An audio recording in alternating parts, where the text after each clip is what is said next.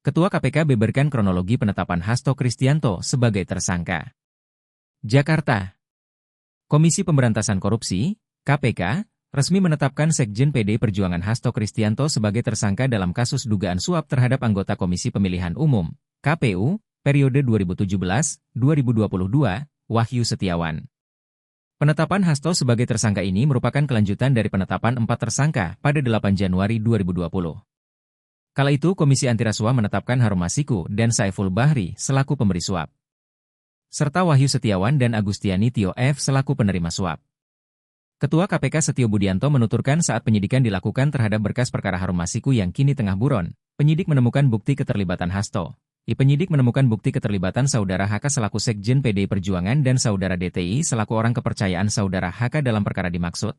Ujarnya dalam keterangan pers di kantor KPK, Selasa, 24 Desember, ia menyebut, dari proses pengembangan penyidikan, ditemukan bukti petunjuk bahwa sebagian uang yang digunakan untuk menyuap Wahyu Setiawan berasal dari Hasto. Dalam proses perencanaan sampai dengan penyerahan uang, Hasto disebut mengatur dan mengendalikan Saiful Bahri dan orang kepercayaannya Doni Tri Istiqomah, DTI, dalam memberikan suap kepada Komisioner KPU Wahyu Setiawan. Kemudian bersama-sama dengan Harun Masiku Saiful Bahri dan Doni, Hasto disebut melakukan penyuapan terhadap Wahyu Setiawan dan Agustina Tio Fridlina sebesar $19.000 Singapura dan $38.350 Singapura pada periode 16 Desember 2019 sampai dengan 23 Desember 2019. Penyuapan itu dilakukan agar Harun Masiku dapat ditetapkan sebagai anggota DPR periode 2019-2024 dari Dapil Sumsel.